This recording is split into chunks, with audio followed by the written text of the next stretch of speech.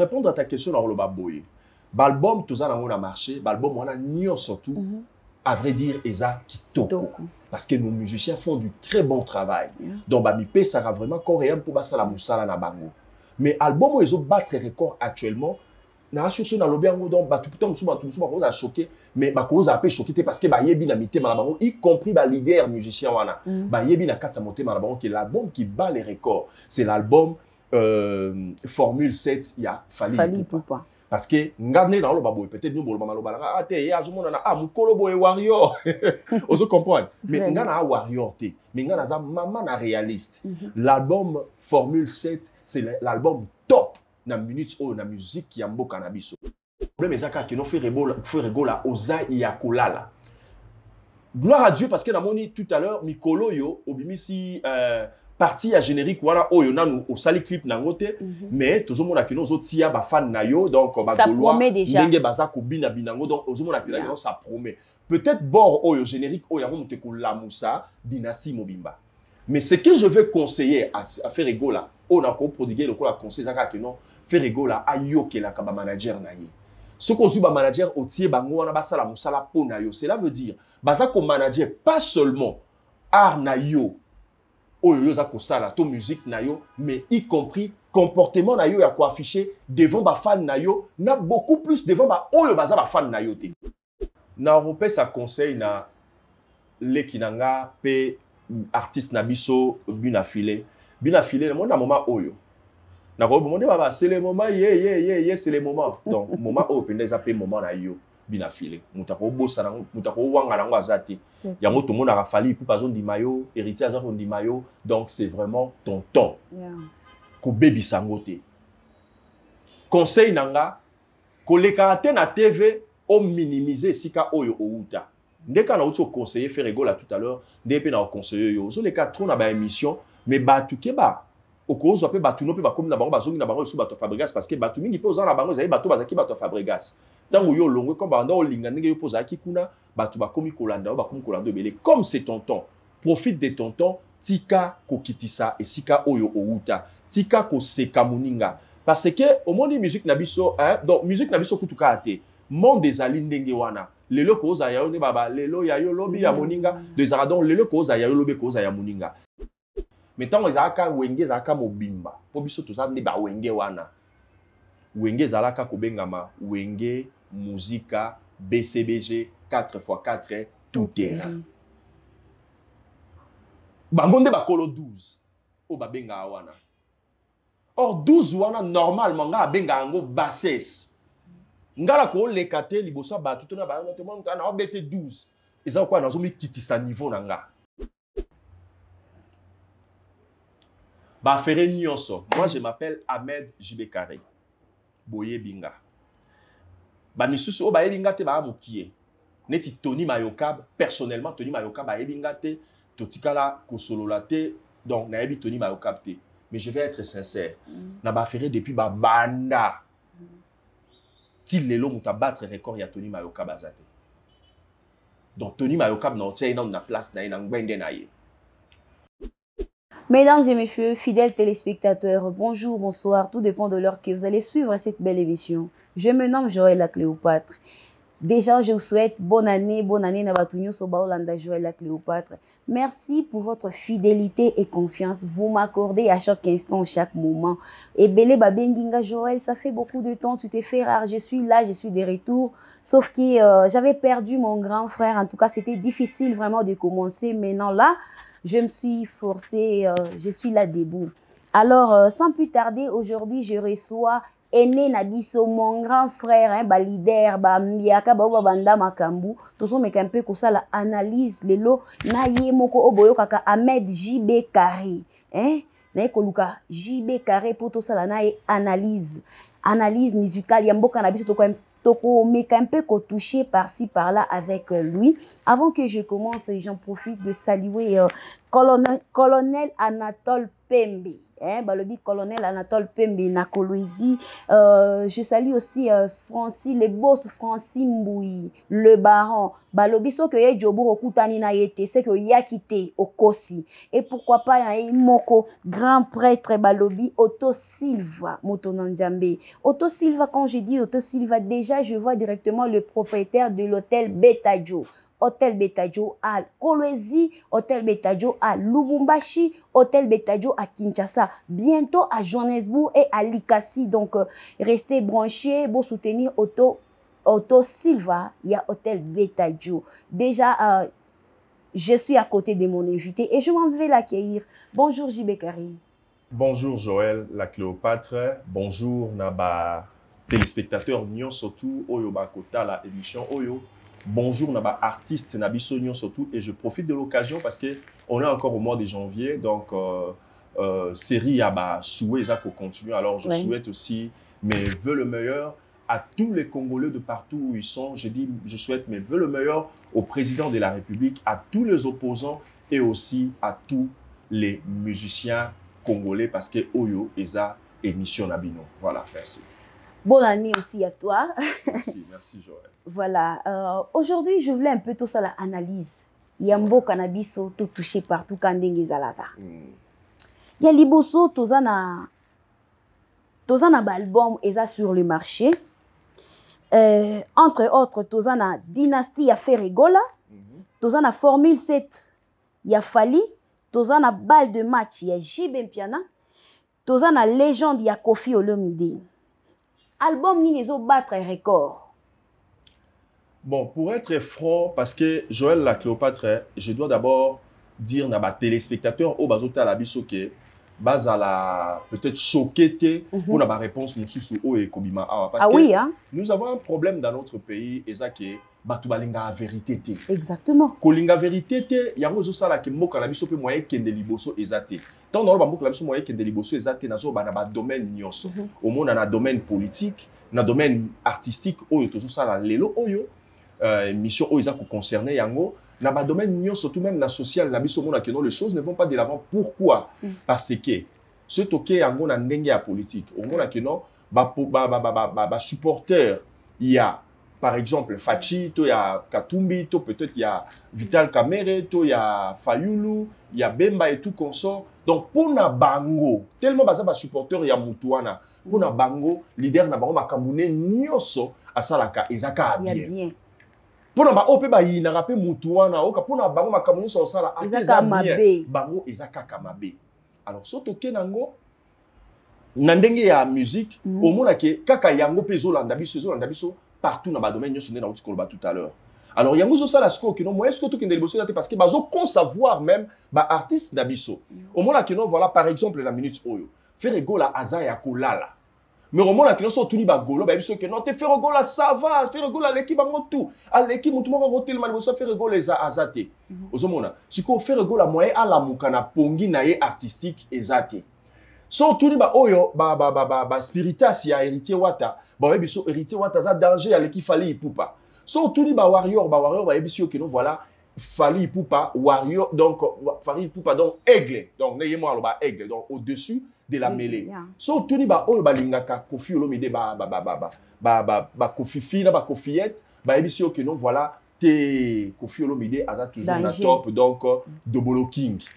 Ozomona donc yango de ça que non ba makambu et kende liboso na mboka na biso ezate to kenda mondial la 1974 mais ti lelo mona que non ba congolais ba biso que non te ba congolais ba za danger na football ba l'équipe Malawi ba l'équipe boy alors que les choses changent du jour au jour ba équipe ezalaka faible na funani ne oto yeba ku ba komona ba makambu ya sport te ya football te momona lelo oyo ba pays lokwa ba Madagascar et comment ma casse na football ba Sénégal et tout consort ba leka na bango déjà Congo moment na siko que non ba Congolais ba on était tous à danger équipe autorobeta bango oh to kobeta bango par rapport à quoi par rapport il y a ma préparation nini par rapport il y a ndenge nini bazo ko futé là-bas ba joueur na biso par rapport il y a ndenge nini o baza ko motiver ba joueur wana et tout consort au monde donc c'est un peu ça pour répondre à ta question si on peut permettre ngana tutoyer yo non je suis libre pour répondre à ta question dans le baboye Balbum tout ça dans mon marché, balbum on a nion surtout à vrai dire, eza kitoko.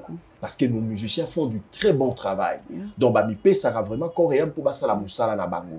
Mais album où ils ont battre record actuellement, na sur na lobby ango donc batu putain musuba a choqué, mais ba cause a peu choqué parce que ba yebi na mité na bango, y compris ba leader musicien wana. Ba yebi na katsa monter na bango, qui est l'album qui bat les records. C'est l'album Formule 7, il y a Fally Ipupa. Parce que ngane na lo baboy peut-être nous boloma lo balanga ah te ya azomona na ah mukolo boy warrior ozo comprendre mais ngana a warrior te mais ngana za maman na réaliste.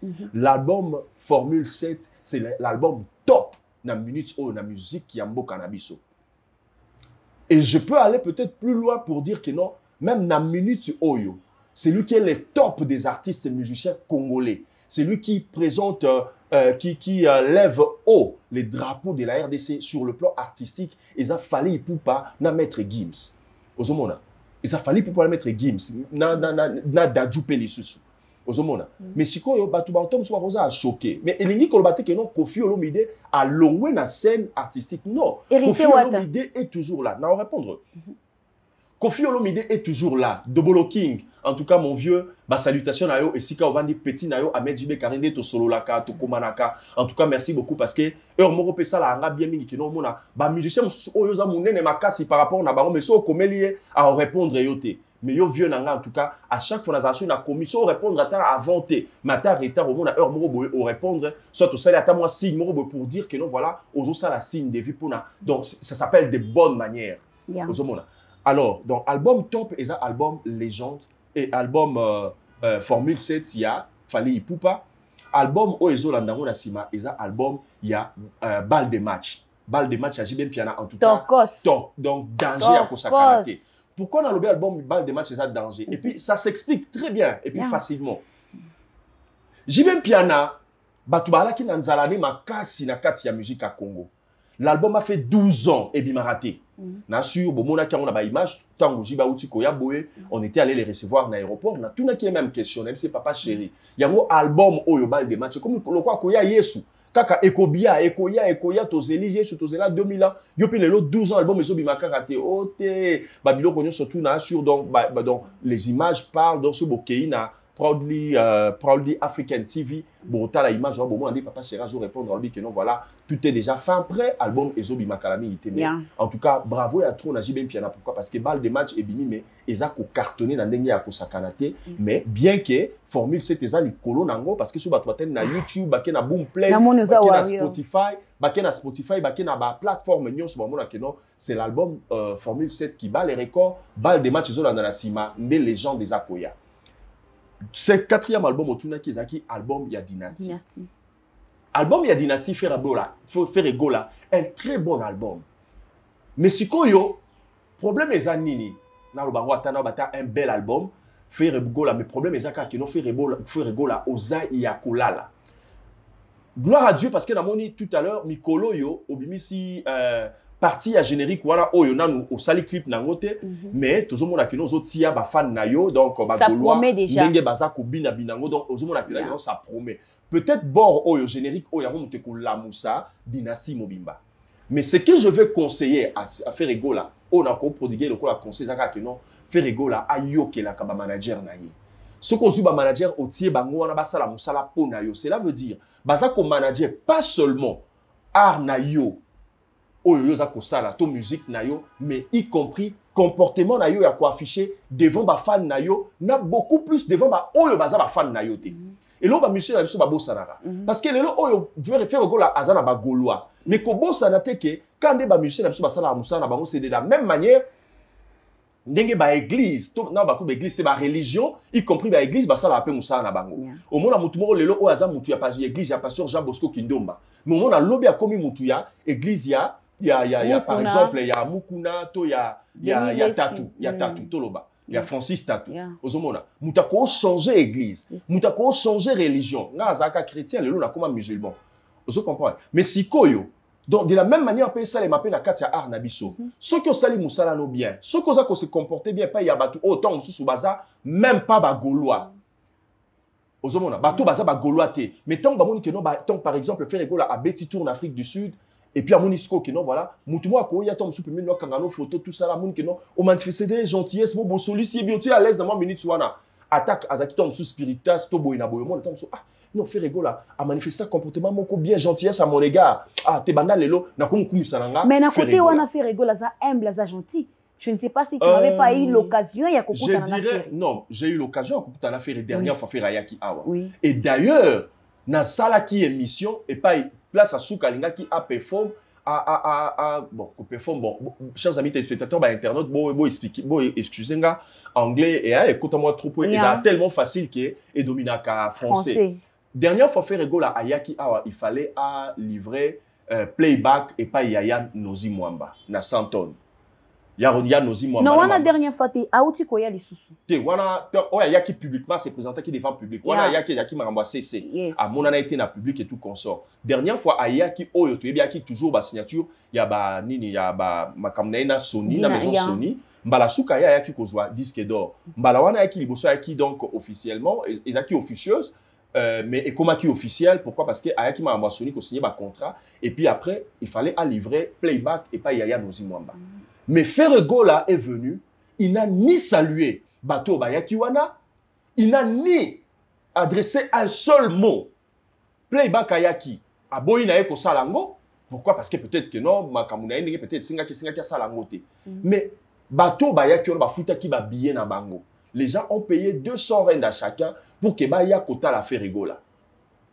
Il y avait même un Sud-Africain, Oyo Ayaki, Aoutaki Durban. 700 km à Outaki Durba à Yé parce qu'à lobby sud-africain on a loba dans ça qui n'a interview mais raison pour laquelle n'abimi ça même pas émission là ils a pour na koboya ko kitisa musique na biso to musicien artiste yambo kana biso pour cela qui bimi ça qui ngeza à danger il y avait des gens au bazo lobaba lobby baloba même babuzoba il y avait même des Congolais balobi que non prochainement se fait rigoler à Yé to ko attaquer Yé. Pourquoi? Parce que comment ça va bloquer biso toyo to futi ba mbongo na biso potoya to bi ka obeta playback. Est-ce qu'il avait annoncé qu'il y a kobeta wana ou bien ezaka ce qui a annoncé qu'il y a ngoté ba affiche bimaki a monaki que non ba affiche bimi que non azoya playback et puis ce qui a yeba qui a ngoté. Pourquoi est-ce que Ayaki même Ayaki a côté pas Nozi Mwamba? Ko soutenir Ndeko. Ko soutenir Ndeko. Mais si ko a monaki ba affiche tambolaki tant azokota même liboso même il y a ma porte. Il y a boîte il y a Kotaki Sankai Club, il y a Nozi Mwamba, il y a Mama Eugénie, Mote la Bine Sika Bozali pe meilleur vœu. À Monaki Yango. Alors, Nasuka Lango, tout le monde qui discussion entre ya Nozi. Et Nasuka Lango, on lui a même demandé, c'est que non, voilà, les quatre azota micro, pesa ta mote na bateau pour bayaki pour na yo, pesa bango mote lo ba ta un mot. A boya même ko pesa bateau bayaki na mote. Mais bateau na bayaki pour na ye. Tant azob ma bayete kazob, ma tant ba comprendre que non abimi akei des autres tikali ko salema wana.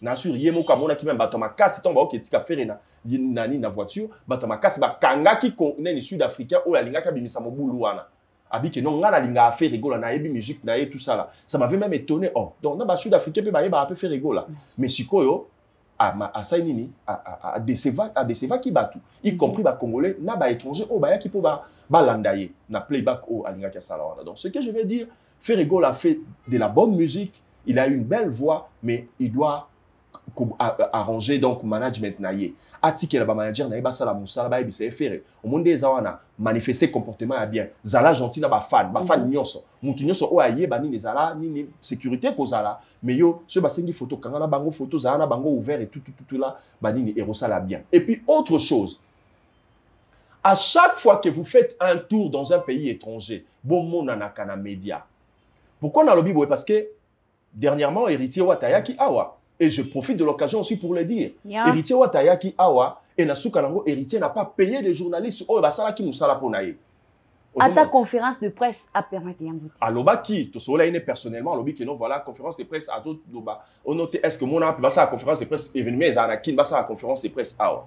Et je vais corriger. Conférence de presse basala ango te kaka pona événement moko boy quelconque. Oh, elingi ko salema. Ça s'appelle conférence de presse. Donc ceux qui artistes to politicien, ton moutou, hasard devant la presse. C'est ça qu'on appelle une conférence de presse. Ça ne veut pas dire que non, avant conférence de presse et salema, il faut qu'un événement,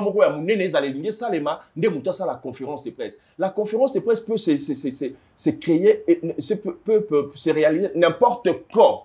Ozomona. Tango yen Afrique du Sud, bah tu que non tango kozonga kuna, aux un événement mené les zelayo, ils pouvaient organiser une conférence de presse ou bien même pas ceux qui ont conférence de presse, même à ta point de presse moko boye à s'adresser à yamba babatu ya média à Sololana Bango. Et il est venu, il ne l'a pas fait et na sukarango nini, il n'a même pas payé banani bato ba c'est là qui est musala awa.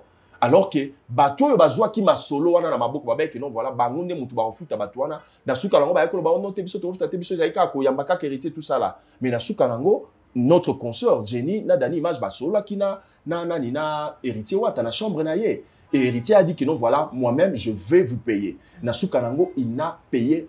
Donc, mais il n'a pas payé des journalistes. On était là, tout est aéroport, tout ça là. Mais je vais dire seulement, je ne sais pas pourquoi c'est Selema Kibongo, parce que Héritier Wata, c'est quelqu'un que je respecte beaucoup et j'aime sa musique. Et puis, Eloko Moko n'a pas parce qu'elle respecte les médias. Et je lui avais même dit, MC Héritier, comment tu peux partir comme ça? Yomutuku, tu respectes les médias. Je lui avais même dit ça à l'aéroport. Et il est parti comme ça, à Sali, Eloko Wata Tebo. On s'était dit avec Dani Image que non, voilà, peut-être que Kewana sera commis, peut-être na Congo Netia sur la bien à média, peut-être que à Obenga Tom Soubabatune, on a dit que non, voilà, faites quelque chose, mais ça ne s'est pas fait jusque-là. Donc, Batumsu balobi on noté, balobi que non héritier à lobby, wana na boyoko selecti makambo ce n'est pas sorti de sa bouche. Na ki balobi que non héritier lobby que non a omona journaliste ou chroniqueur na Afrique du Sud. Ça m'étonnera. Exactement côté kuna bazo pe sa valeur na biso awa tipo nani. Ba pe sa ba chroniqueur na ba chroniqueuse valeur ti. Je pense que quelque part nga personnellement je me suis condamné. Je me suis condamné pourquoi? Bah conseiller nanga balobi nanga mon cher prochainement si on ne t'appelle pas ne pars pas. Ne pars pas. Exactement. Et même si et ça que non collègue nayo moko boye a bengi bo ça musala bengi yaka ndenge salemaki la fois dernière awa ne pars pas à moins que zala soit muto azali proche ya musicien soit manager naye ou bien mutu moko azana équipe ya organisation ye moko azu téléphone a bengi yo c'est alors que tu partiras comme ça tu vas sentir aussi ba valeur na yo. Exactement. Mais quant à ce qui concerne le journaliste à Zate, ton chroniqueur, il y a solo à Zate par rapport à Moussala, je dirais que c'est archi faux. C'est archi faux, c'est totalement faux et archi faux. On ne nous dira pas que nous, voilà, Batunyo Sobaosa Moussala na Congo, l'équipe Batunyo Sobaosa Moussala na Afrique du Sud, il y a bien. On comprend parce que parce que naïebi, j'assume, je me connais. On comprend, je me connais, naïebi, comment est-ce que j'ai fait mon travail et je sais, il y a eu 3 ans passés, héritier Tangwayaka Awa. À Tolanda, on l'avait accompagné dans Missal, surtout à Salaki, tout ça là, et concert à Soukabeta, on a Arcadia à Pretoria. J'avais eu le coup de fil, il y a Rubenga, Charlie Rubenge, à Benga, même na Durban, à Binanga, qui non voilà, héritier Wata, à l'obi, qui non voilà, et Nazo Benga, de la part d'héritier Yemoko. Abi, il a apprécié ta façon de faire ton travail, et Alingi a Sepelisayo, il a une enveloppe spéciale pour toi, il faut Oya. Mais Nayaka, bon, et ça, il faut héritier. Parce que héritier, on a causé, que non, voilà, ok, ça va, je vais te régler. Moutambebi, c'est ma camboucité, Mohamed Moleka. Mohamed Moleka a noté, déranger artiste, ngamo, on a réglé, facture Nabino. Il fallait tout l'andabango, na cortège, tout ça là. Tilelo, on avait aussi rien reçu. Donc, c'est, il faut héritier. Si je comprends bien, vous en avez souvenir qu'il y a ma belle héritier. Ba souvenir ya mabe héritier ba souvenir te moko kaka ya mabe zaki kaka no oya ya kindenga ya kimbalo que no voilà il n'a pas honoré média oyoye a honoraka tangu nyonso tout na vie na carrière musicale. Voilà, merci JB Carré. Deuxième question nanga, il paraît que balongoli Bill Clinton na dynastie parce que aboaka kiwera ozo juger comportement na ndenge. Bon, je vais dire ceci. Ah, tout ça est réaliste, na côté la mutute. Na yoki bangonyo surtout parce que tout ça l'analyste. Na yoki bangonyo sonné ba intervenir na ba émission et tout consort. Et na yebi Bill na bato ba yebi Bill ba lobi que non voilà Bill a munoko ba munoko toboka. C'est le hasard munoko toboka, Bill pas à munoko toboka. Faire azaka moi calme azaka moi d'habitude sur ba doux ou bien la ba azaka moi mou. C'est Léo, en l'entendre parler au moins, c'est comme s'il a des problèmes avec tout le monde, sauf personne.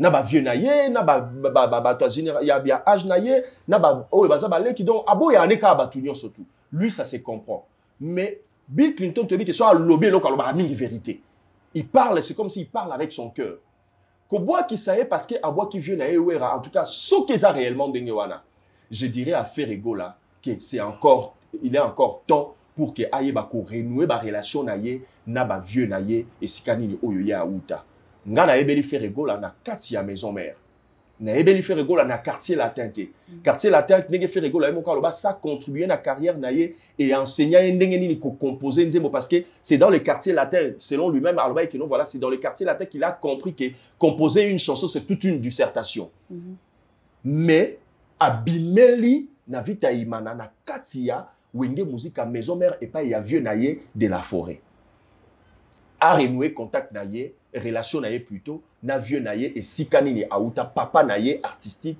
papa naie musical a renoué contact naie na vieux naie Weranson ce qui va saler album ko bois ka mutu elingo ba te que non parce que ndé ba tu va comprendre até Joël la Cléopâtre oui problème est aboyé on ne peut pas être ami à tout le monde. C'est ce que les gens oublient. Et l'ingénieur batté ce qui les fait rigoler à renouer ma relation na ena vu na Weranson, c'est-à-dire qu'il va commis les sous bazongi sous ba pire ma casse ndenge bazala ka na époque wana. Non, mais au moins ba tu ba que non voilà, tu as une bonne relation avec ton vieux pas ebi que non t'es petit nanga et puis démarche oh non c'est pas qui fait rigoler à Mora Salango. Et je ne pense pas ndenge na ebi roi de la Weranson de la forêt, je ne pense pas que ceux qui a moni appelle ah fait rigoler à Ozoa Akati. Non, à Oyambaye. Donc, on souhaitait que nos relations pour les renouer, et à la faire rigoler à ça la démarche. Mais parce qu'il y a moi... des qui a bien vieux naïe que non vieux n'engeni na pour ça to kutana to solo là. Selon moi, namoni on dirait balongole parce que relation il y a faire na wera eza bien té. Bazan na relation il y a bien ta ko bois un album na été. Non. Exact que bon relation cause a bien té on a autre solo ba tout à l'heure. Ndena sengi que non na sengi na faire rigoler artiste na biso. Le prêtre, le roi ya ba Gaulois nyonso. Na sengi na ye a ça la démarche wana pour que ba renouer ba relation na ye na vieux na ye Weranson. Mais n'empêche que à ta relation wezana nou bongo peut-être que nous azobanga tom so na bengi vieux nanga ko bois kisanga il peut passer outre ba ceinture ya wera bazali. Ba maître ninja bazawana. Abenga moko ya ba ceinture wana tena na posana kutana vu na mene bo edenga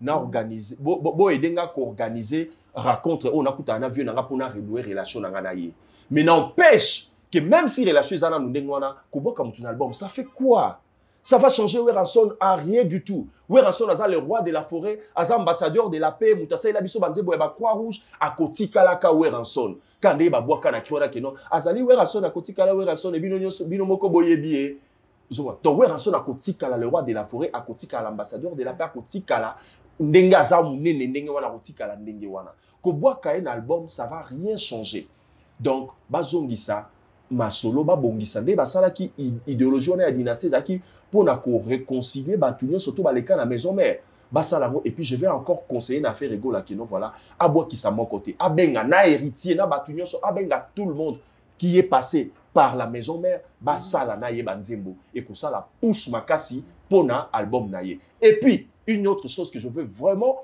ko beta marteau ezanini faire rigola ko sala album ya dynastie to yoka ki ba nungu c'est comme si ezaki ke noté pour ba casser peut-être Fally Ipupa pour ba casser ba vieux wana ya wenge pour ba casser peut-être ba grand wana ezala pona bongote bo sala ka musala te pona parce que bozana posa ba misusu ba kweya ndenge moko pe na o reprocher pe nani ndeko na biso nani Fally Ipupa aigle ndenge Fally asala nini cri na yemo asala na album ya droit chemin abi ke non voilà Fally Ipupa balobi Fally Ipupa mata oya moto ya Fally e mata oya bango ekita pourquoi est-ce que il faut ya yo e mata ya ba misusu ekita pourquoi pas bo kende ensemble pour na ko lever parce que tombo o kende ensemble bino ni so boso lever ka les drapeaux de la RDC exactement ozomona donc bo sala musala te parce que mon susu asala ki musu ngana sala koleka to na nyata ye to na ndenge ba vi na biso bazala kala parce que to yebi ke non na musique ya mboka na biso ba to bele ba bi histoire ya musique ya mboka na biso te.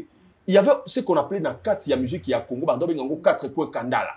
4 coins Kandala, dans le quartier latin, vive à la musique avec Papa Wemba, Wenge Maison Mère, na Nini, na Jibempia, na Nini, Wenge, Wenge Maison Mère et puis na Wenge BCBG. Donc 4 quoi kanda donc on va kangaka donc mutu muso akoko tate.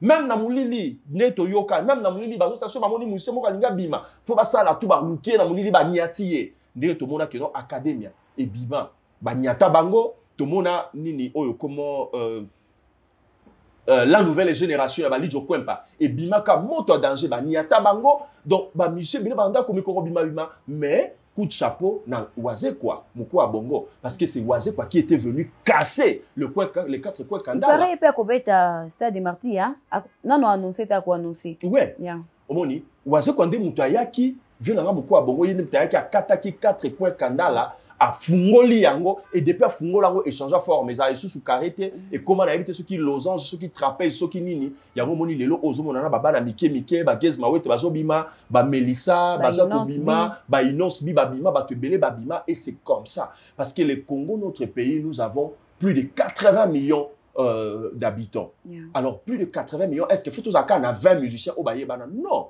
Faut bazala ata donc bazalaka ata 1000 ata ba 1000 combien bazalaka parce que ndenge loba nango David Monso alelaka abiki non parmi ba richesse ya mboka na biso Congo faut to banda ko compter pe musique comme moko ya ba richesse na biso la musique pour nous c'est une richesse et nous devons avoir même on peut ce même conseil na ba gouverneur na biso que non voilà il faut qu'on crée ministère ya musique parce que la musique c'est une richesse pour la RDC. Merci Joël. Merci beaucoup JB Carré. Je pense qu'il vous a JB Carré ndenge azo se défendre azo lobaka ka vérité. Rien que la vérité. Monsieur JB Carré, Tomoni Ferregola a sali rappel na ba Gaulois, na ba Gauloise. A pesi date a kobeta le 24 juin na Stade de Martyrs. Alors question na nga ezani.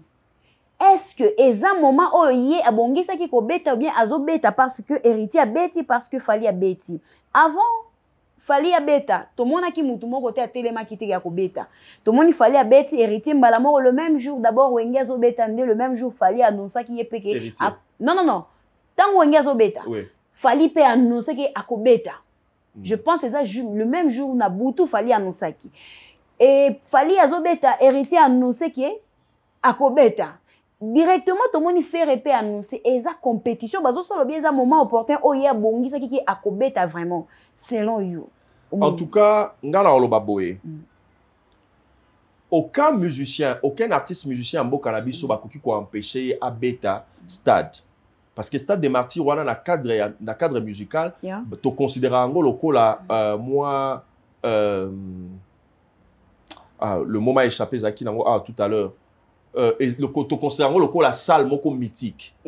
Nde ba bikenda ko beta ba Bercy, ba Olympia na ba Poto tout ça là, nde ba kenda ko beta na ba Angola, de la même manière pe ba donc pour musicien il y a congolais à l'accès que non voilà vraiment il est à la hauteur. Nde ngomoni ba affrontaka la salle mythique il y a Stade des Martyrs pour na ba sanini ba la kisa de quoi ils sont capables.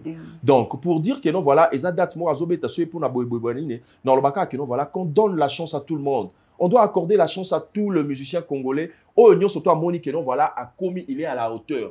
Mais quant à ce qui concerne Ferregola, nous ne dirons pas que non, Ferregola n'est pas à la hauteur. Ferregola. Non, tu viens de dire que Azad Down. Oui, Azad Down, oui, Ozan a raison. Lobby qui est dans le Azad Down pour le moment. Mais le 24 juin, c'est cette année, Eza Musika. Dans le bas qui a repéré que non, voilà, et l'oko a sali générique. Tant qu'on a obima, pour n'aller que faire comment ma cassi na ba clip. Tant qu'on sait la clip, il y a ma cassi. À lancer yango ba soki basali marketing nango bien basali promotion nango bien a ozala capable ya kobeta Stade des Martyrs wana pe a tondisa yango. Pourquoi na lobby boy parce que pas seulement ko kende kobeta musique batu ba yoka mais ba beta rapper pour ba l'accès de quoi ils sont capables na outilo ba tout à l'heure que non pour ba l'accès qui sont à la hauteur. Alors pour montrer que non vous êtes à la hauteur il faut pas étonner ozomona. Parce que tant pour un Stade des Martyrs, pour bakenda imkate, bakenda 20 mètres, ba okende Stade des Martyrs parce qu'à mon que non na koki na auton di sango. Pour ce musicien o ayebi que non voilà na auton di selo côté. A ok martyr te. A okende au moins ko sukata na Stade Tata Raphaël. Monsieur bakenda rakuna parce que ba mona que non ils sont à la hauteur faut qu'il faut auton di sango. Musique ba to bayebi que non za musicien ba ya na ba yo na po oza mukuna te pote ya bato. Oza kutino te pote ya bato. Oza passion ngala cité. Donc, on va kenda kuna batu babi kendo ok kuna poto ka musique na donc okobé ta musique mais ba kenda kuna pour ba l'accès qui baza à la hauteur alors pour l'accès à la hauteur abi kendo faut attendre ça parce que Kinshasa c'est plus de 15 millions d'habitants Alors, comment est-ce que dans plus de 15 millions d'habitants, yo est-ce qu'il y a 80 000 places, au monde que non, osa à la hauteur, mon komi kuna, et tondité, et komi, hein, donc faire ego là, je crois bien que non, voilà, à quoi. Donc, ce qui a bongisi promotion, bien, il y a tant générique qu'on est kobima. À utiliser générique qu'on a le coup, la coup de pouce, et ça, la ligne est poussé, et boosté album Dynasty, et que des ceux qui a continué à monter dans la malamu, mais n'y a pas insisté à yo que la kaba manager naïe, et que ça, là, que non, voilà, stade des martyrs, parce que les Gaulois sont nombreux à travers le monde aussi. Merci beaucoup à JB Carré. Question à Nina Tunayo, Zala sincère, Zala vraiment sincère. Na batu nyonso bauti obeta na stade des martyrs. Nani vraiment sa limpia kaza fouteuse na makambo. Bon. Kokenango moulaïte mais répondre bon, vraiment biso sincèrement. En tout cas, stade des martyrs nyonso beta et ça là plein na yango. Na dit que autres tout nanga question là par rapport il y a des konabiso héritier wata. Non, j'ai pas dit ça, oui. Parce que yé mutaza mutua suka o ya beti stade des martyrs. Mais na autant la paix héritier wata en face pour na loba na paix na héritier wata. Moi j'aime beaucoup héritier wata. Naza spiritaste, naza wata. Ah oui, moi également. J'aime beaucoup héritier wata parce que il y a une chose que ba congolais ba comprendre était. Oui, bien musique héritier zo lingama po ani. Musique héritier eza ko lingama pourquoi? Parce que héritier aza lokola médiateur moroboé. Aza médiateur, aza donc au moni so héritier cause à Bible. Na lobakeno azali livre ya suka oyo ekaboli Ancien Testament na Nouveau Testament. Pourquoi est-ce que je dis ça?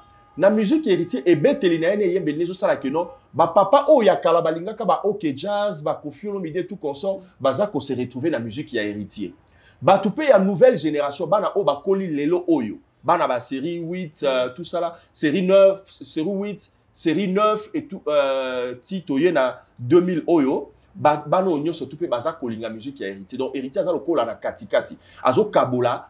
Donc, l'ancienne génération, dans la nouvelle génération, il y a musique congolaise. Ils jouent de la bonne musique. La musique intelligente. Mais, surtout, on a répondu à la question dans le bac, non, stade où est sali fouteuse, et ça, stade, il y a héritier Wata. Pourquoi? Parce que dans le bien tout à l'heure, ça a stade pour avoir commis à la hauteur, on dit ça. Mais héritier a dit ça quitté. La date lui a fait défaut. Et aussi, je crois, promotion et Salemaki et Zaki a recocaté. J'avais reçu un message, il y a des Komoro Jerry Mukinaï. J'ai envoyé na bande ko benga Charlie. Pona solo la na ye. Charlie atikala ko yambanga li sur téléphone te. To bande ko solo mena suka na bande ko yambate. Or, batu nyonso o baza ba ceinture ya ba leader na biso, faut ba sa ani, faut ba ida ba leader na biso. Ba leader na biso balinga ka batu ba okende ba kumisa bango.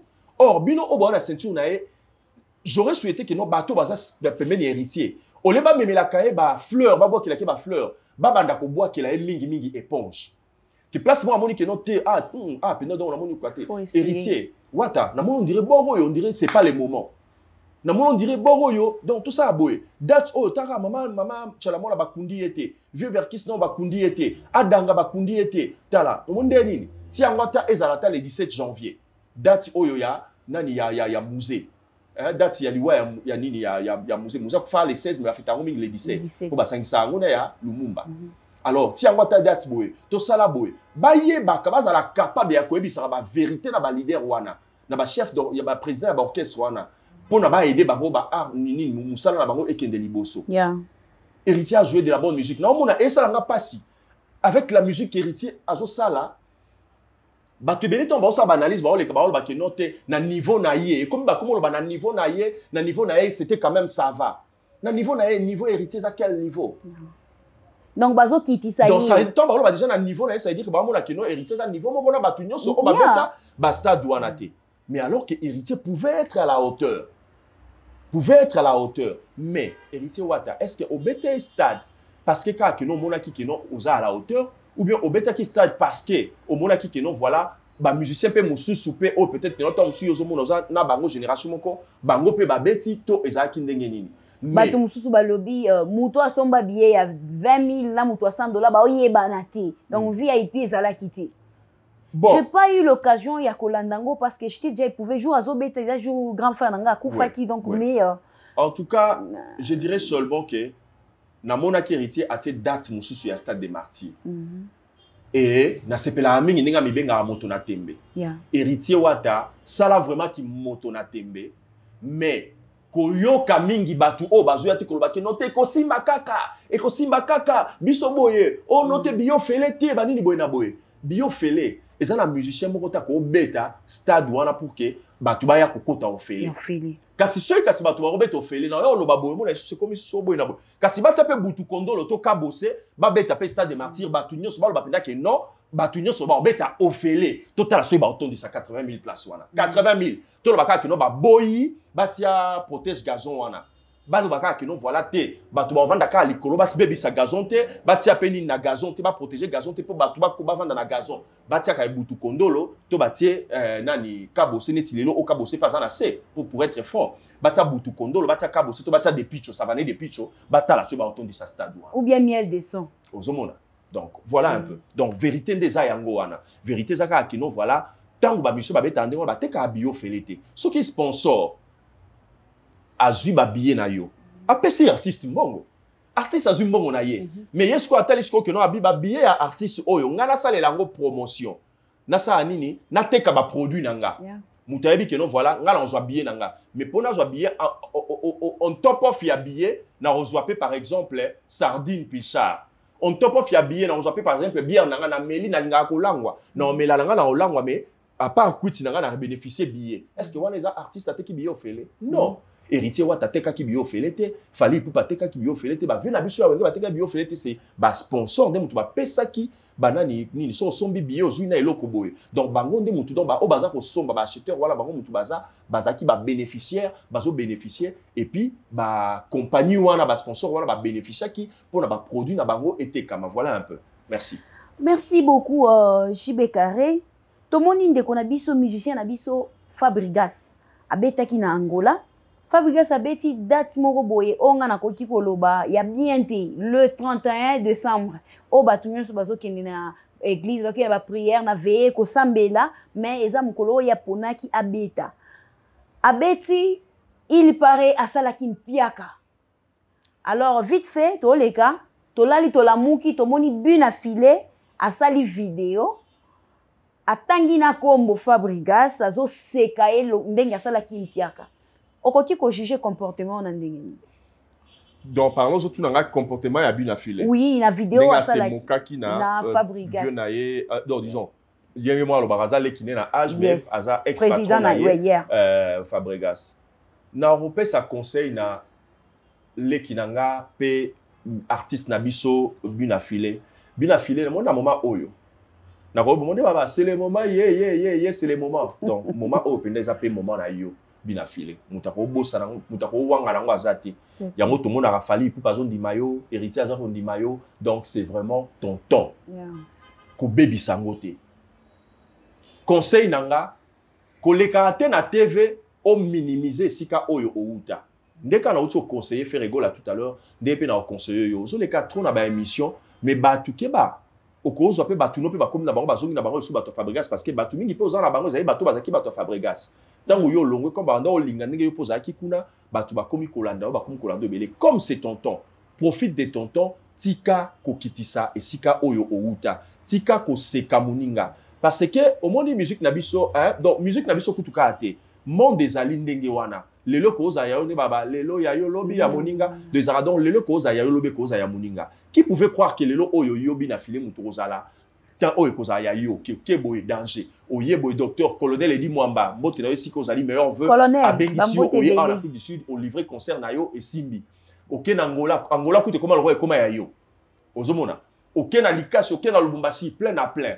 batambongo baza Rolando na sima donc c'est ton temps mais yeba yango que non voilà tant wana okoki pe kobebisa ngo po bato mosusu baotala kongo mboka na biso bato balinga respect mingi bato mosusu baotala mais ye pe akomo bwaka akomo kokitsa moninga bonene akomi tina niveau aseka moninga donc et osala que non voilà okoki pe perdre crédibilité na yo notoriété oza nango na minute okoki pe perdre omona bato bakomi koyi na musique na yo alors que musique no eza kitoko eza ko adoucir banini ba esprit alors en tout cas comportement wana na sepeli nango te et puis na osenga na nani na bina filé atika ko seka Fabrigas atika ko kitisa Fabrigas atika ko loba mabe na kombo na ye au moins la moindre des choses à cause ça les arts qui non sur ba tourner question Fabregas ça ba asa porte-parole ya Fabregas c'était ba tourner la question sur carrière naïe voilà sur carrière naïe okoloba nini na batu oyo bazoloba que ba vieille ya wenge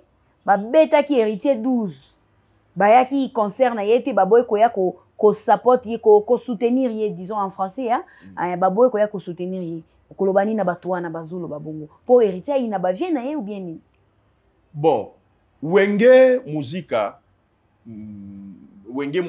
BCBG 4x4 tout terrain parce qu'à l'époque bando bengango bongo tant bakabwani de koma ki Wenge Musica maison mère na Wenge BCBG mais tant ezaka Wenge zaka mobimba po biso toza nde ba Wenge wana Wenge zalaka ko bengama Wenge Musica BCBG 4x4 tout terrain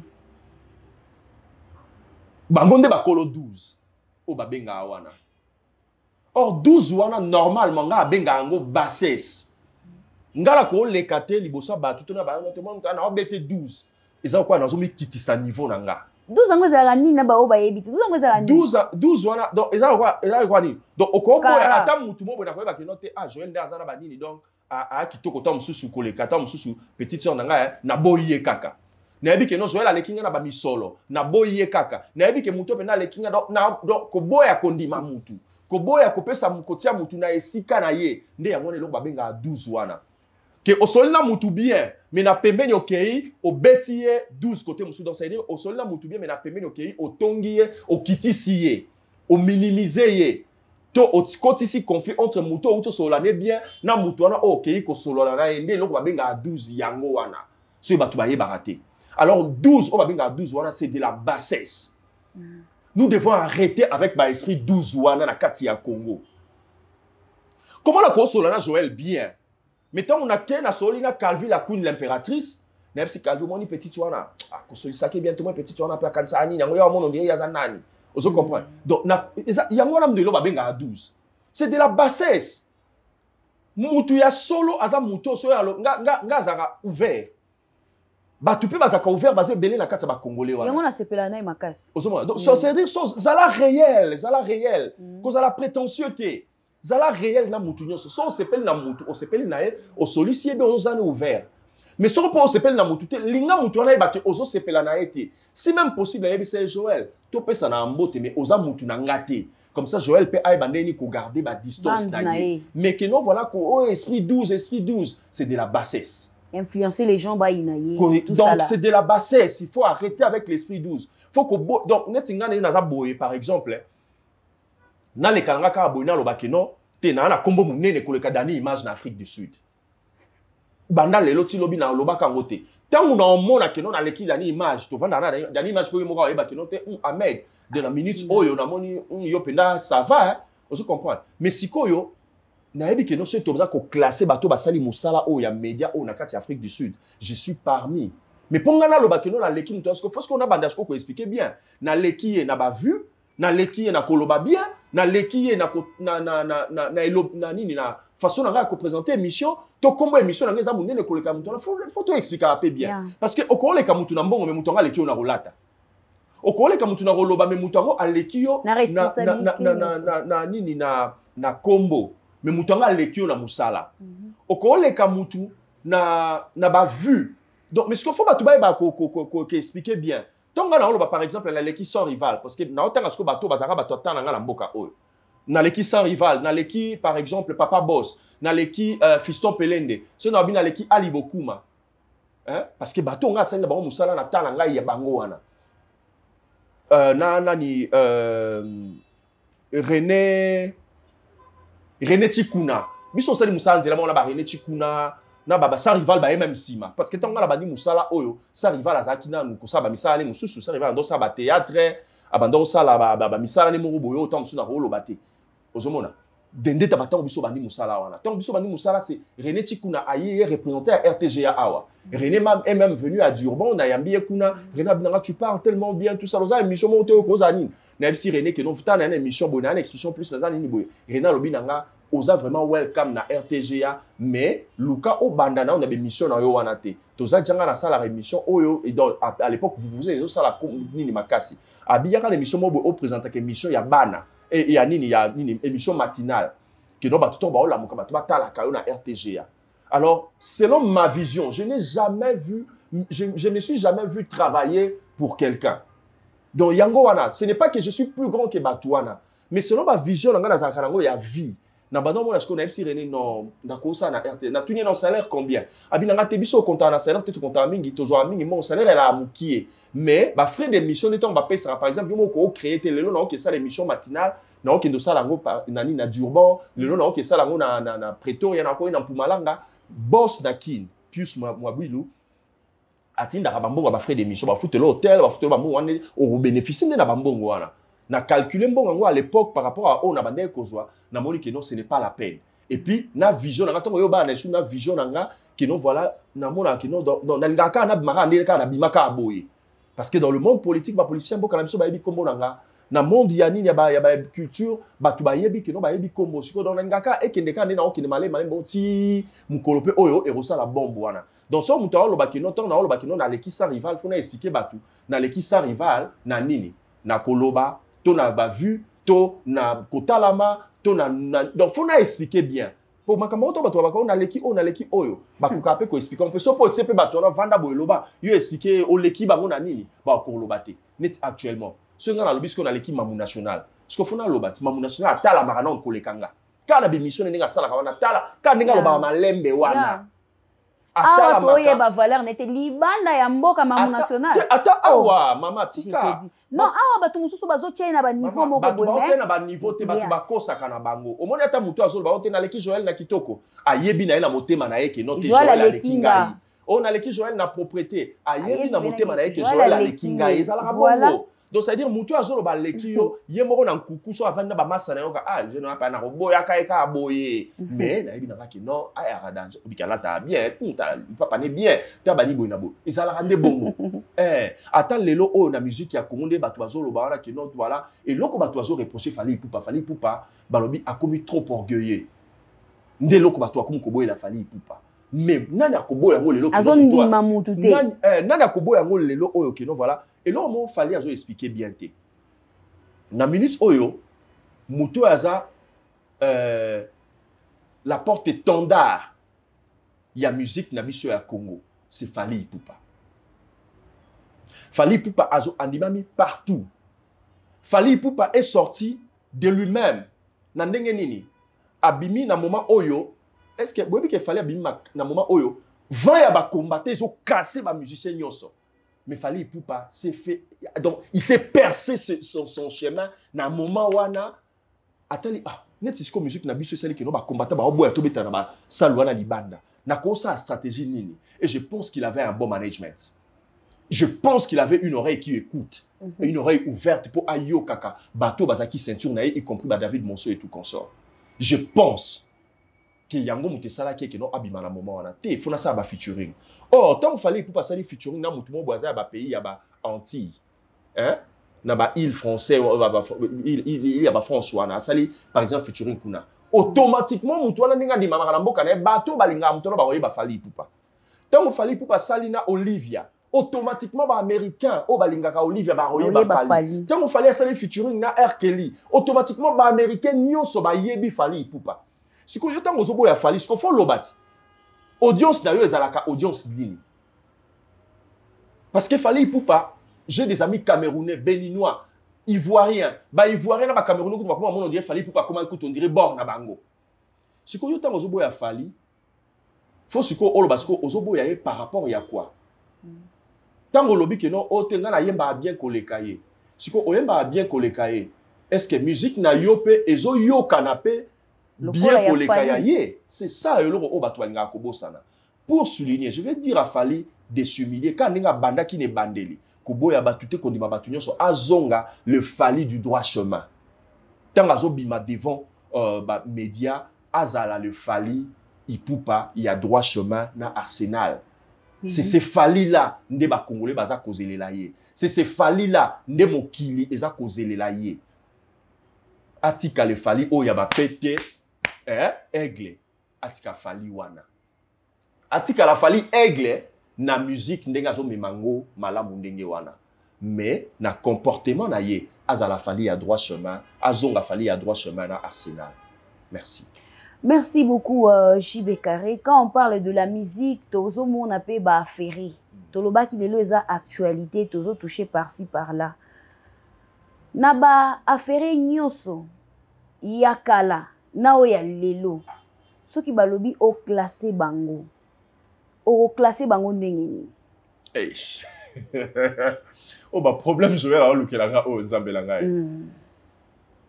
Bon, je resterai moi, je resterai réel. Exact. Ba affaire nyonso. Moi je m'appelle Ahmed JB Carré. Boye binga. Ba misusu o ba ebinga te ba amukie. Neti Tony Mayokab, personnellement Tony Mayokab ba ebinga te, totikala kosolola te, donc na ebi Tony Mayokab te. Mais je vais être sincère. Na ba affaire depuis ba banda. Ti lelo muta battre record ya Tony Mayokab azate. Donc Tony Mayokab na otia ina na place na ina ngwende na ye. So to longwe na Tony Mayokab, tokei tina ba o ndenge toza lelo parce que ba jenga azalaka pe période ba Tony Mayokab ti lelo azo za mikolo kutu azo kanate président jenga ozo yo kanate eza à côté à fondation eza à côté à nini tazo ka o le sous-souté. Mais malgré Tony Mayokab azalaka mutu asepelisa batu lokola jenga o babenga ke président jenga il n'est pas mon président mais na obenge bongo par rapport à ndé batu babengela kae mutu kabela batu mbongo lokola jenga azate ti lelo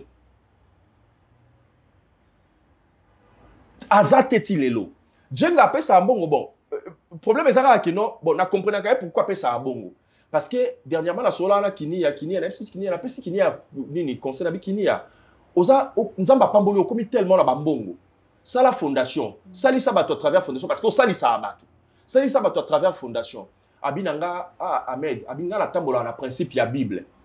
Qu'est-ce que ça veut dire? Abina tambola na principe ya Bible so loboka mobali o loboka mobali ezu loboka mwasi eyebate. Na bisi OK. En tout cas voilà par normalement ndeni na continuité. Du fait que ça ba principe na ndenge yo linga o mitambusaka alors tikalaka ndenge wana. Mais tout le monde a que non très degré muchi mbote na yo pe meilleur veut na binonio surtout eska bozali trezege muchi wa dollar na kinia donc l'acteur à film yani kinia papa le kiska bozali en tout cas meilleur veut pe mbote na bino eska bozali kuna continue ka ndenge wana bino no yakini kinia na omona ndenge na ko continuer ko peso conseil ote net yo au lobby aux arabes au respect au tambola na principe à Bible alors continue na ka ndenge wana o kabaka batu ba ebaraté mais omona siko que notre trezege muchi azara pembeni na mais trezege muchi asali fondation. Donc, c'est un peu ça. Donc, donc,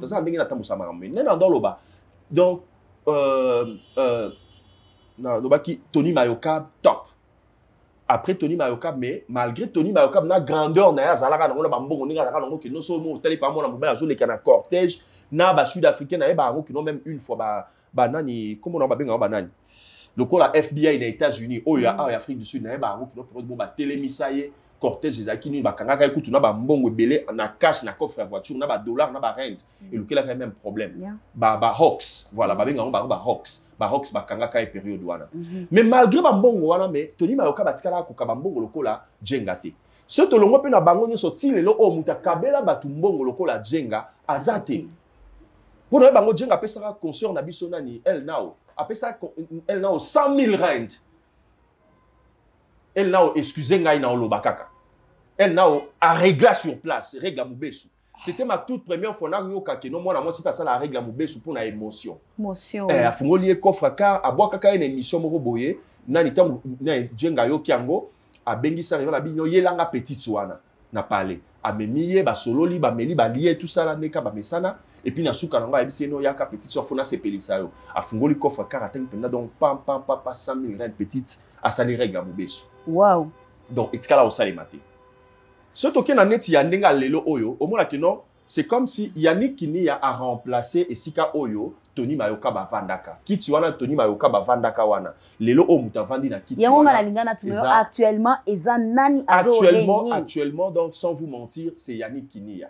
Mais nandenge ya batu ya lelo oyo. Gino Zoumé est bien na makambo zoloba.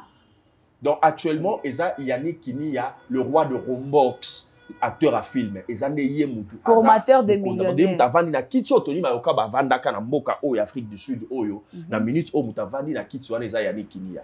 Pourquoi na lobi Yannick Kinia? Yannick Kinia a umeli na mbongo. À part ko umela na mbongo, ce que j'apprécie Yannick Kinia papa le kesiko ozali mutu na yo Ahmed JB Carré, en tout cas continuer kozala kaka la personne oyo zalelo. Na sûr, tu te rappelles, je me suis na benga na téléphone, nabi Yannick Kinia. Obi ko oumé na mbongo. O tuninga obi po anini. Nabi oumé na mbongo pourquoi? Parce que o changea numéro ya téléphone te. Et puis téléphone na yo so muta bengi, nanu na yamba benga te na oki mutu ayebisinga na bengi Kinia na yambi mutu moko. Ye moko yamba. Otambola na batu toujours na ceinture. Mais téléphone na yo yo moko yambaka. Muto yebina o yebite o yambaka pe o rappelera numéro o ebenga kiyo.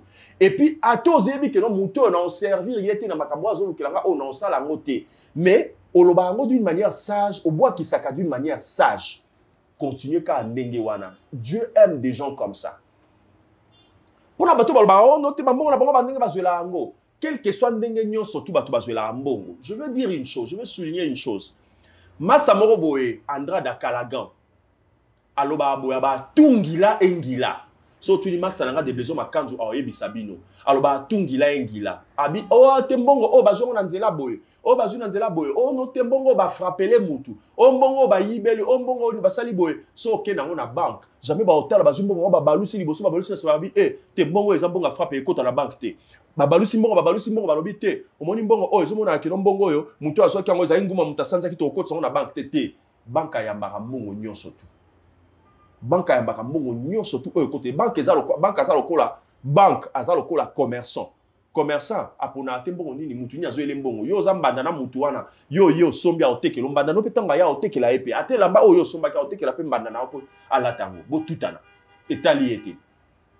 Alors Yannick Kinia continue kaka ndenge wana. Mais quant à ce qui concerne donc mutu azolanda Yannick Kinia mutu asepelisaka media na ndenge moko boye kino so akabe senti pena kino mutu okaba na motema na ye c'est lipasa bambongo. Yango mona dernièrement tokindaki totsela lipasa pourquoi? Parce que lipasa bambongo ayebaka ko respecter media et puis akaba pena donc jamais ko pesa donc lokuta mabe ceux qui lipasa benga bino okabela bino donc c'est ka okabela bino lipasa bambongo ici kozali meilleur venayo et puis en tout cas continuer à respecter les médias et puis ça là à bon il passe jamais appeler ça médias on noté boza oh attends boza 5 jamais appeler ça moins de 10 000 respecter jamais appeler ça moins de 10 000 rand to kutana là il passe bon par hasard attends héritier il y a 3 ans passé souvent dans la Radisson Blue to l'héritier pas to kutana il passe à bengi biso bob malibanda to bimi libanda botuzaka na Jenny na Dani Image na Boris na Dems vidéo akabeli biso mbongo transport to senga ki ekutute et puis akaba toujours selon ndenga za nango na minute wana et c'est une bonne manière ya kokabela batu voilà donc pour na reclasser na bakeno na minute o mutaza na ngbende oyo toni mayoka bazaka nango za Yannick Kinia Rombox parce que a umeli na mbongo et puis Yannick Kinia a de très bonnes manières yeba ke ba mususu bakoina yo na ba propos lobby vérité balingaka te na communauté na biso batu balinganga te je m'en fous des gens. Na ennemi ya mutu moko te na ennemi ya ba affaire wana nyonso tu na solana bango nyonso. Pour le moment to banda ko la bien na pululu. O ba benga pululu nani Fabrice Gitav. Mikolo yo payer pe jeter. Mais ce que le problème est ça que non. Bazo honorer média place nini. A sepel ici batu place nini oyo batu amoni pe que note batu ba motanga ate Gitav pe en tout cas sepel ça kinga a sali ça ki mutu po babilo ko la fait comme la rappel biso. Po biso musala na biso za ko panza sango. Alors comment la ko panza sango on a yo quitté. Comment la ko kosa na kosa ce qu'on est dans l'équipe boy po na yebi que tom so na bengi Fabrice Gitav na bi Fabrice nini sepel sanga a tu na ngata tom so ndeko na sepel so ndeni. Ozomo. Siko mais ce qui mutu par exemple Nazar on a bien Nazar a bon problème au bouton sur akosala mais si ko tango salité to na yo ki pete ke no atana bato ba mona rapasi na kati ya communauté parce que en réalité tant to bato ba zo mbongo na vie nzamba pesa so moni mutu pesa nzamba pesa mbongo ye belé mama muta kosote ata mutu ake ko luka mbongo na nzela kisi soki nzamba alingi te mutu wana zo mbongo atande ni azo mbongo te Et je veux choquer les gens, et surtout les chrétiens, pour les chrétiens, des religieux, les chrétiens, ils sont radical. Et les chrétiens, les chrétiens réveillent, soi-disant réveillent, pour nous dire qu'ils réveillent. Les chrétiens, ils sont là, mais ils sont réveillent. Ils sont choqués, mingi bango. Nzambe na Satan ati lelo ba yokana na bango bien, ba solo la bien, ba za binemite. Pour d'ailleurs, Nzamba oza Satan na Nzamba oza binemite ndeni pour Nzamba ko oza enemite. Ozomona. Donc ça veut dire ce ça mutumo akelu kambongo pas Satana. Satana fa tout na Nzambe aval. Ce Nzamba pesi aval na yete mutu wana arozwa kambongo te. Na lobite ke mbongo ba aferi wana ezabongo akisi. Mais pour na bateau baloba ki no tetaneti o wana kisi, teneti o wana sala kabo, teneti o wana sala kabo, quel que soit nzela nyo surtout o bazweli mbongo wana. Mais mutu tango Nzamba pambola ka mutu apesi mutu mbongo, apesa mutu mbongo d'abord pour na yemoko, pour na libota na ça veut dire petit cercle, pour na cercle ne ya moi munene, ba mista na entourage na et puis pour na babola. En passant, je vis que vous encouragez le mal. Maman, je ne peux jamais encourager le mal. Moi je suis un homme intègre, Dieu m'a fait cette grâce. Mais ce que le problème nanga ezaka ke non parce que nazala rende réel. Nazo encourager le mal te, mais na lobi tout à l'heure. Mutala ki sanga na Bible, to na Coran et sikani ni Nzambe na Satana bakanga ma binemi. Puisque soit la ki singai, pour na kata ba livre la mi bala o mona ngote. Soit kata na ba livre ya ba nani, ya ba mort nani ba ngaba nani. Religion mo boy ba on peut ba comment mormon soit akata na ba livre ba mormon a la kisanga pe yangote mais ce que soit akata ba livre mususu pa ba livre na misa to pa luka la kisanga ngo na tu na ekaka Nzambe azanzambe Nzamba ko kangisa mutenemi te ce que comment Nzamba ko za ennemi ya Satana to mona angote avant Satana Lucifer azotambola na beta tour na mokili akomi pa Nzamba binzamba mona beti tour na mokili ba nini Nzamba tuni ya bise au moni serviteur na Job na suka nango Lucifer, il fallait toucher via Job. Mais Nzamba pesa ça qui est permission. Parce que ce qui Nzamba pesa ça qui est permission, c'est jamais quelqu'un qui toucher via Job. Donc c'est-à-dire, nous se sait il y a ce qu'on appelle, il y a deux volontés qui existent dans Katia Nzambe et Nzambe. La volonté parfaite et la volonté permissive. Mutumso akopa mama Nzambe muta pesiye pena na memo pena bonga maki pena tele pena muto yo Joel o anyo kwa mimingi Gino penza donc cameraman yo anyo kwa mimingi. Monsieur Ahmed azana mingi ya koloba. On aura le temps de volonté parfaite ya Nzambe. On aura le temps de développer. Mais mutake lukani na banzela mususu. Mais Nzamba permettre Nzamba babenga en volonté permissive à Nzambe. Te na pesa ye kaka. Apesiye siko olobani. Ezambongo. Mais ndene elo na osouligner saka ki no tango Nzamba pambola ka mutu. Nzamba pesi mbongo ebele. Yeba ka pesi yango pona yo. Apesio pour la famille na yo, pour l'entourage na yo et puis pour na bateau baza ya kozanga. Ba bola, ba obala la na balabala, ba orphelin, ba tout ça là, Nzamba pesa ande bongo. Sikoyo, raison pour laquelle l'ebso ke na minute so ngbe déjà yani kini ya pourquoi parce que yani kini azolia siko. Moni bato ani so na tangeli yo. Yani kini azolia na bango. Parce que du fait que azolia na bango non liete. Non liete. Je te promets que mon cas émission oyo so yani kini ya moniango. Voilà, monsieur Ahmed, moi je voulais ajouter na iloko moko pour na ba affaire na biso ba mais qu'un peu ko pesa ra biso valeur.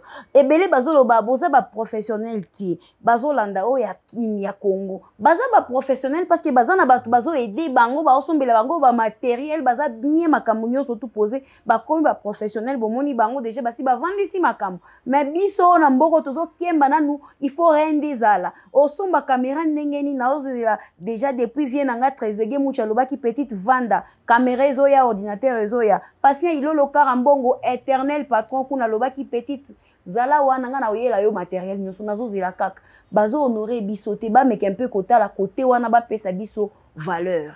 En tout cas wana oza raison na lo bango pendeng wana pourquoi parce que mutu Bible lobby ça doit d'abord commencer à Jérusalem. Donc avant que non Jérusalem et l'ingolo bani Jérusalem on monte tous en oboy. So na ngindi na minute so yo nde mutu Jérusalem nanga. Avant même ba parents nanga yo na minute so nanga kana to vandika ba beti parce que to sali nde kini yani kini nga na zao ko pesa mtu ali banda te ko banda na nanga na yo parce que moni ndenge koti. Donc e banana na yo Jérusalem et puis après wana nde na moni sko ba famille nanga fo ba lia ba sepela pourtant mutu. Moni mutu umela na mbongo nde nini. Mutu umela na mbongo tango zo pesa batu. Batu wana ta mutu wana zo kumisa Nzambe. Po mutu aotala te mbongo apesinga eza nini? Zana na tala nanu na mema ngo pa pasteur na biso pa yeba ayebisanga so eza mbongo euti ya Nzambe to ya Satana. Pasteur aomelo mbongo wana. Po to yebiti ba pasteur ba mela batu ba chenet ba nini ote o eza ngumo lati nguma na kingo. Sa to tumba asali change quota. ba pacifique azelo mususu atumbi bakoso batumbi chenette na mais chenette na yo OK donc kuna donc maman pasteur to nani tala donc nini coffre fort ya ba bijoux ba bijoux nini o bazo kosaka bandimi po bandimba sa nini ba pesa bango ngo bango bazwa ngo babombaka bana bango balataka basta bango balataka bakena ngo to mususu ba lambi ngo akena ngo poto ba lambi ngo basaleli chenette ya ndenge mususu ozomona donc ça veut dire que ba affaire oyo ya biso Afrique du Sud bo honorer pe biso. Exactement. Patrick Kabambi to sola kinayo me tilelo to suki na nzela na lisolo ngo en tout cas ya yo ya ngwana sika ozali en tout cas Général Soprano Général Soprano na Peter Marisburg hein Peter Osokwe Moshi Osokwe na Marisburg le mannequin du Saint-Esprit et ça là inga et kamusa kinga disons une vérité que nous n'avions pas connue. Ce qui m'a trouvé baraté. N'ayant la vidéo à Zachary Baba sur l'élo, Zachary Baba sur batanga ça qui chaîne naie, et Zaki mbonga mututi, Zaki mbongo ya peuple congolais. Donc toi baba mbonga peuple congolais, ça mututi sont tapé ça Zachary mbongotin, et Zaka ba ferré wana o bazana kati ya mboka Congo, de batala eke non teto tia Zachary maboko asa la chaîne naie. Moi c'est qui toko boy, ceux qui ba aider. Israël Mutombo mon confrère, Israël Mutombo Sango.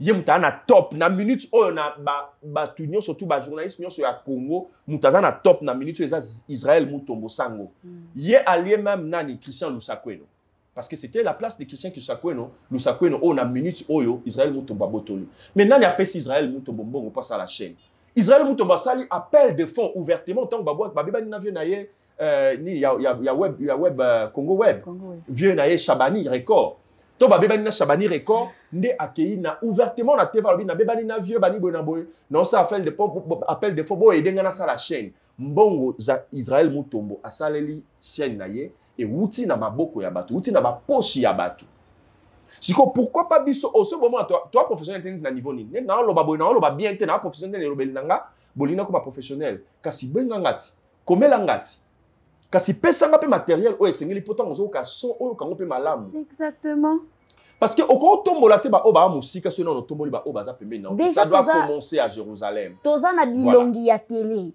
quand je me mets comme ça je suis déjà présentable pourquoi ko soutenir bisoti wana vraiment to insister na place wana en tout cas bo aider biso alors tom suba to ba loba non te bino ba aider bino de bo bino mo boko ko me aider te ba o ba mata ka bongo te muto mata ye mo ka sate ezala ba feré wana ya la ka mo comme ta benda ki yango akomaki mutu nyonso tout mutu na atala ba feré wana ezala mutu nyonso to yabi ke non te na mekato tel mutu wana makasi nango yango moni basala andeni musala wandenge salemaka so amoni ke non voilà à lancer coopération tout ça la coopération bandio ke ni comme à niveau mobwe atali des besoins makanzo ara makasi na lancement tika na benga des besoins de nini zo balo yo contrôler ngo bani bona bo ayebi ke objectif ezaka ke non mbongo nde ebima ozomona donc c'est un peu ça ata Jésus ayaka na mokili Jésus ndeto na christianisme ba nini mwana nzambe ba musu ba za nzambe ba nini bona boye mais ba no saka le quoi prophète mais Jésus aya kasi comme Dieu était en lui azai ko tambola na nzambe kasi il pouvait tout faire lui-même le prophète Mahomet sallallahu alayhi wa sallam ayaki na mokili oyo atambola kina ba sahaba donc c'est dire mutu a se suffisant en lui-même na sia mabele oyo azala raté mutu so telemaka il faut toujours coup de pouce na aide ya batu pour que mutu wana asa nini akende liboso parce que batu musu bo kanisa baza professionnel te batu musu bo kanisa baza na ba talent te wana mais so tiene ba moyen en jeu na moi conseil na yo bakisi yango yo moko otala pendo kamobi mais mutu pena l'équipe na Noël mandi ngako ozomona donc c'est un peu ça donc il faut mutu nyo surtout te na le langa mona ma ya bougie je suis contre ça. Merci beaucoup. Tokomi ko chité, monsieur Ahmed. Natikali na deux questions nanga na koti kozonga na ngoti. Mboka na biso eza na bitumba. Apport nini ba musicien na biso ba koti ko apporter. Joël, merci beaucoup pour la question là. Je pense que c'est une meilleure question il y a émission Oyo. Il y a beaucoup de gens qui négligent nos musiciens. J'en ai toujours été contre. Même tant que combattant, la musique n'a parce que va soutenir banani. J'en étais contre. Il y avait même une fois, c'était dans même na mémoire, na garde na mémoire na lelo. Et ça jour au babukaka voiture, il y a nani, ezaka golf. Je sais pas sur golf 5 je crois, 4 ou 5. Il y a Patrick Kimbuta. Mukolo babukaka par brise, il y a voiture, il y a Patrick Kimbuta à Yoville. Le même jour, j'ai presque été attaqué par ma combattant. Pourquoi? Parce que na bande ko condamné bango comment bobuki voiture il y a mwana ya Kimbuta. Qu'est-ce que Patrick Kimbuta peut dire à son père par rapport à son travail? Aye bise que non papa tika musala wana yango mutele sabango. Donc ça n'avait rien à voir. Par là na lobanini. Musique na biambo canabiso et ça d'abord musique moko ya munene pas seulement en Afrique mais dans le monde. Ba musicien na biso ba beta musique live. Musique live ezaka cher partout en Afrique du Sud ba beta musique live musique na bango ezaka cher. Ba concert na bango ezaka cher par rapport ya ba gig ya ba DJ et tout consort. Congolais nyonso a respecté musicien mboka na biso. Apport ya ba musicien na biso na makambo mboka eza nini? Apport ya ba musicien na biso ezake bisika nyonso baza kokende kobeta basa lokola ndenge Fally Ipupa salaki ndenge Maître Gims asalaki ndenge Dadju asalaki. Bango basalaki nini? Bango basalaki nini? Maître Gims en tant qu'ambassadeur ya musique congolaise asalaki nini? Donc disons na bâti sous Koffi Olomide. Fally Ipupa n'est pas parmi ces ambassadeurs là, mais il a au moins fait sa part, a contribué à apporter pierre naye na édifice oyezali Congo pour na makambo ezole kana Congo na biso. Akeska babengisaki ekuna Paul Kagame alingaki sa so inete a poser na ye mais to mona ki yango image ezali na sur na opesa yango artiste na biso tiango apesi mbote na songi ya misapi, il lui a fixé droit dans les yeux pour lui dire que je suis pas d'accord avec ce que tu fais dans mon pays. Koffi Olomide est passé na TV5 à lobby que non voilà o ezosema na Congo na bité pourquoi est-ce que bato bako garder silence tabango na ba crime makambo sur ezosema injustice ezosema na Congo. Maître Gims a un concert, banini a bêti concert, n'a sa production, mais il a dit un mot quant à ce concert makamon et puis à l'équipe des sous na ba média, mon quoi ba média internationaux à lobby makabo zo le kana Congo. Dadju a bêti un concert à temi abi que non à lobby le comment pour na Congo. Et puis ba bengi Dadju y compris Dadju n'a fallu pour ba bengi ba faire la production na Rwanda. Ils ont refusé à kokende ko beta na Rwanda pourquoi ba que c'est le pays agresseur ya mboka na biso. Ils doivent continuer ba biso mususu ba ça la paix ndenge wana. À chaque fois bazo kende ko beta ba production na bango balobaka un mot au monde pour na makambo injustice oyo bazali ko imposer biso na kati ya RDC. Il faut baloba un mot. Et puis à part ça, basa la banzembo na ba langues internationales oyo eko exposé makambo oyo bazo imposer biso par la communauté internationale. Moi na nga musicien té. Mais j'ai déjà fait cette initiative. Na bengisa ba musicien, na bien banzembo, ça s'appelle, le titre de la chanson, c'est E au mois béni. Ce bokeh na Facebook, au beti O mois béni, au romo na nzembo ane kobima, et vous allez pleurer. Ndenge bisoto lela ki na nzembo wana. J'ai payé avec mes propres frais, ba musiciens à Durban, quelques musiciens à Durban, na sangisa ki bango ensemble, to continue bango studio. La chanson a été écrite par moi-même et nous avions chanté pour na Congo. Siko bino batu o yango za musala na bino. Pourquoi ne pas chanter les réalités ya mboka na biso boye bango na banzembo pour que mokili e yoka afin que batala trop c'est trop tout ça ni tout ça là quelque chose parce que ba communauté internationale wana ba sala aka ti n'importe comment. Pour ba luka siko ba basiko que non voilà tant to lo ba pe na to lo bango bien te. Yango batu ba lo ba que non soulèvement populaire yango te ma changement na mboka. Pourquoi? Parce que soulèvement populaire et ça les maka peuple yamboka mobimba ba telemeli likambo moko boye bango batala ata ba soutenir Rwanda ba otala ba bi Rwanda e tala toza isu na soit ta peuple ndinga telemi boye to boye mundela za neni mundela za puku alia kazo swayo azo zokisa yo mazo fula mopepe siko soki siko ata siko to bokangi mo yanga le la makasi so kangi puka zo swayo ale la makasi pourquoi parce que ta ba revesenga ye ba timbelinga ke nazo swa mutu e boye na boye nde mundele tanga koma na place on a moni ke no okangi nde babaka la main dans les sacs comme un vulgaire voleur. C'est en ce moment là nde mundela sala ke no voilà a obo ki sa Rwanda et en ça ani na omona ke no te makambo na lukana nzela Rwanda tikanga na leka derrière la RDC directement pour que na sa nini na sala on a yoka na banga tala on zo ndenge Rwanda banda ko pesa ngate mais na sala na zo ta ya mukie mais na sala ke no mboka batu pe bazwa kimia la communauté internationale le multinational, je vous en prie, on en a assez en RDC. On en a marre avec les crimes, les violences et les guerres qui nous sont imposées par vous. S'il vous plaît, soyez humains. Le cœur que vous avez, utilisez ce cœur-là et faites à ce que nous ayons la paix en RDC. Parce que le Rwanda, même s'il s'associe avec l'Ouganda, jamais ils peuvent se tenir devant le FARDC. Jamais ils peuvent se tenir devant la RDC. Pourquoi vous nous rendez si faibles jusqu'à ce niveau? Nous en avons marre et nous voulons la paix en RDC. Merci beaucoup. Merci beaucoup, Monsieur Ahmed J.B. Carré. Là, j'en profite encore de dire un grand merci à Monsieur le patrimoine national Balobi Christian B. Hein? Christian B. Père Abapeti. Monsieur Ahmed, dernière question nangai eza que reproche nini okoti kosala na ba musicien na biso ya mboka na biso. Par rapport à quoi? Vis-à-vis ya ba orchestre na bango, ba leader. En tout cas, encore une belle question. Je dirais ceci, dans un peu mon poussé bref et précis, je vais dire ceci. Conseil dans la artiste, musicien, leader y a ba orchestre na kati ya Congo na biso. Non yebi sabango ka que non bota la émission ya confrère nanga Ado Yuwe. Tango yambaka ba o baza ba leader te. Tango yambaka ba o baza ba mbolo na bino na kati ya ba orchestre. Bota la kolela na bango et puis bo bongisa management na bino. Ba leader na biso ba bossa na rake bazwaka ba musicien wana pona koyemba na bango, pona ko beta guitare na bango, pona ko beta batterie na bango, pona ko beta mbunda et tout consort. Bazwaka bango pona ba talent na bango. Ba artiste oyo ba leader botika ko yebisa musicien ki non na memi yo poto te musala na bango muteza ko mema bango poto. Parce que les musiciens ont besoin d'un orchestre, ils ont une propriété privée na binoté. Ceux qui musiciens ont besoin wana. Ceux qui azaki to mususu mutu moko boye azane muta o akombo la balabala olinga ozwa ete tu un orchestre comme ma epoto.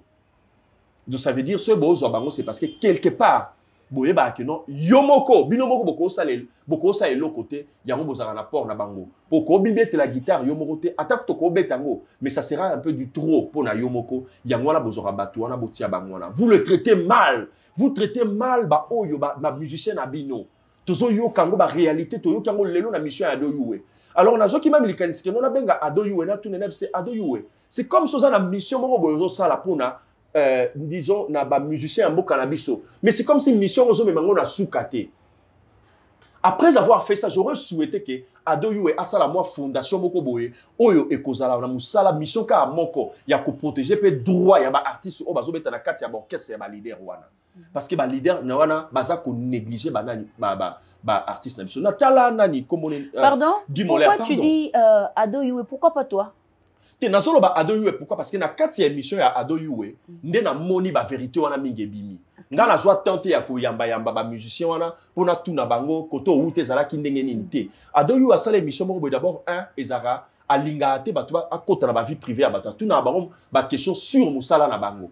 Mais na kati ya émission ya Ado Yuwe nde na yo comprendre que ba mission ba vérité que ba pasi ba souffrance qu'ils ont vécu na kati ya orchestre ya ba leader na bango. Natala Guy Moller a accueilli aux États-Unis et mené à Memi Bango de heureuse mémoire et mené à que son âme repose. A Memi Bango na États-Unis, a Kekuna a Sundoli Bango na États-Unis. Basali na eka 3 jours à Kenaye France. Mais a komi kuna boye a zongi a Kenya a yebisi moi na batu Guy Moller. A comment déjà na moi ko banda ko construire moi foyer na ye. A yebisi no te landanga so lingi peno que ce so landanga na nini yebisi vient na biete. O fonte so ya bien na so zongi boye oye boye na nini kuta biso na Kenya na zongi solo bien na yo. Moi, là-bas, à Longo, États-Unis, Atiki la vie qu'il avait déjà commencé, Atiki le chemin qu'il avait déjà commencé à frayer, aïe à Zongi, aïe na Kenya, via Tika la Zongi, c'est un bon côté et il a encore négligé là-bas. Dans une telle émission, na moni artiste na biso Fally Ipupa a benga rabanani nani comment on ba danseuse na ya benga bango ba zebola. Pour nani donc on peut savoir conseil dans l'artiste na biso nyonso. Je vous aime tous. Ko gangela ba mission na public. Ko gangela ba mission na public na monango donc na boy ko tanga kombo po et zaka que non c'est comme si ceux qui oso attaquer mutu moko botu ndé ni e bima bien te. Ko gangela ba mission en public, boy ba que non ba zarape bato ba zape na mitema. Bozala na ba manière. Ezate que non attaque tu ba bi que non pour ba biloko wana bo simba wana pour ba musique na bino tene mama kasi. Mais bobo moto bobo kangote parce que loko nyo surtout ya ne loko nango boni musique musique ba nani ba pasteur ba zala posa onction bino pe ba na loko wana bozala nango posa wana po musique ke ne liboso bo salela na bino ngo ce n'est pas que nazo encore bo salela na bino ngo po isa bongo esenga bongo mais bo moto l'humanisme Fally Ipupa ndengo yemba humanisme bo salela humanisme wana po ani fo ba zala ba zebola admettons qu'ils aient un solo. Mais pourquoi est-ce qu'il faut baser à la base là? Donc c'est comme c'est une manière, il y a qu'à minimiser bango, il y a qu'à dénigrer bango, ce n'est pas bien. Beau pesa bango valeur, beau à la bas humain, ba leader nabiso ya musique ambo canabiso, beau à la bas humain, beau ba ki ba na wana o bozo wana, bozo bango pour na ba talent na bango, beau respecter ba talent na bango. Management nabino eyeba, beau eba ba limite nabino et puis beau ebisara bango pe que non voilà, ba tant ba signer contrat, ba eba ba limite na bango. Ndenge bango ba respecter ba limite na bango, bino pe beau respecter pe o ya bino. Parce que ndenge moko pe kaka na lobara que non voilà. Pourquoi est-ce qu'à l'école, on doit enseigner à nos enfants le droit de l'enfant? Mais le droit des parents. Ça veut dire que si aucun organisme, le droit des parents est athée. Mais comment est-ce que les parents bango bana wana ba droit na bango ezame droit ya ba parents ezaté, ce n'est pas bien, c'est de la justice. Alors tant que ba droit de l'homme mais na kati droit de l'homme bango bona ba imposer ba tout vaccin, ba imposer ba tout nini pandémie moko boye. Mais bobengi yango droit de l'homme. Ce n'est pas du droit de l'homme. Soyons humains, soyons tous humains. C'est comme ça que je dirais merci à ma consoeur. Nenga yaki ko mbanga l'émission donc façon nga ko conclure ezaka kono ya ko ebisa ba musicien à boka na biso, ba politicien na biso, biso nyo surtout ba congolais en général et le monde entier, le droit de l'homme et tout. Je vais dire seulement à tout le monde que nous voilà, nous devons tous être humains parce que nous avons la même couleur de sang qui coule dans le veine, il y a ba humain surtout. Merci. Merci beaucoup, mesdames et messieurs. Je pense que vous êtes branchés. Bolandi, monsieur JB Carré, Naebisa Kibino, Azana Mingi ya Koloba, Bino Moko Bosanti, Eza premier épisode, Torozon, Alisusu Kosolola, Makambuza et Belé à Kosolola. C'était bien passé les débuts jusqu'à la fin. Bah, propos tenu dans l'émission, Oyo, ça n'engage que lui. Hein? Bota la caraye. Là, j'en profite de dire bonne année na capitaine Didier depuis Kolwezi. Bonne année na Jeff Kassambi. Balobi Jeff Kassambi so ka simbio na motu pardon batunyo so barotu na yo. Derrière caméra nazomo na Gino Media. Balobi Gino Media mutu akangi masolo na minito eza Gino Media. Et je salue encore ma concert Cynthia Kachal bébé Bouchou. En tout cas merci Bambote Ebele. Bonne année na honorable Doudou Lobo na Kolwezi. Et je ne manquerai pas de dire bonne année encore na boss Stone Mukendi. Balobi boss Stone Mukendi. Na likasi, pardon. Yes, au kutane il faut sepela kaka. Et pourquoi pas le boss César Patio Tiloboko Yanzambe. Bambo Tebele na batunyo so bolingaka Joël. Sans oublier Julia Kassanda. Julia Kassanda moko ya batu oyo basutenaranga. Bazala wana pona ko partager ba émission nanga. En tout cas, na kosenga bino mbongo te. Nga na kosenga bino kaka bo s'abonner, bo partager, bo aimer, bo commenter. C'est une façon de me soutenir. Peut-être na kosenga yo mbongo okopesa nga yango te. Alors so s'abonner na Joël TV. Et écoutez nini, et senga yo, et longola yo nini. Moi mbote na batu o bazotala yo. En tout cas, moi mbote ezaka ke non mbote d'abord et beaucoup de respect na batu nyonso oyo bazwa ki ton na bango ya kotala biso pe ya ko partager émission oyo parce que nous avions dit de bonnes choses et je sais que les Congolais va se retrouver. Tant on a les Congolais na on a singulier bol baté on a dit les Congolais va se retrouver na bi Congolais moko sur na mnata pluriel les Congolais vont se retrouver.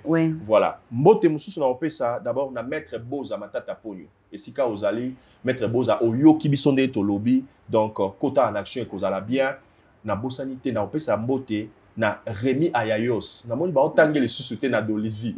Rémi Ayayos en tout cas mbambote na yango wana meilleur vœu esika ovandi kuna na mboka ya Congo Brazza et puis na ko bosana li sous-souté na ko tanga li susu Eric Lukasi Infinity Security Eric Lukasi mbote na yo esika ozali pe meilleur vœu na yo meilleur vœu na ba masala ngai nyon surtout mais beaucoup plus na Roger Boka ikolonga moninga na ngai ya lisano. Et puis, Nabo Sanité, Yannick Kinia, Papa Leki, hein? Donc, acteur à film, quoi. Donc, voilà. Babote na pesi bango bongo na pesi, bote na eko sukisa na Stone Mukendi et puis na libota na ngai mobimba. Donc, famille restreinte, paix élargie, bote na bino nyonso. Sans oublier le professeur Bahati, les sénateurs. Merci beaucoup. Pour terminer, je ne peux pas oublier Yako encourager kopesa makasi na famille nanga mobimba to ti ko bungisa mutu azaki cher pour na biso en tout cas mes condoléances na batu nyonso ya famille nanga j'en fais partie aussi.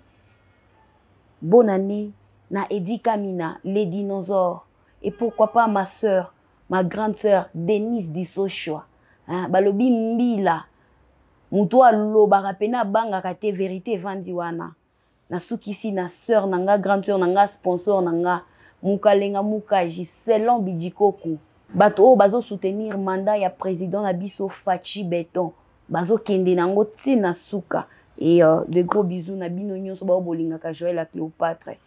De gros bisous à vous. Je vous aime. À la prochaine. Bye bye.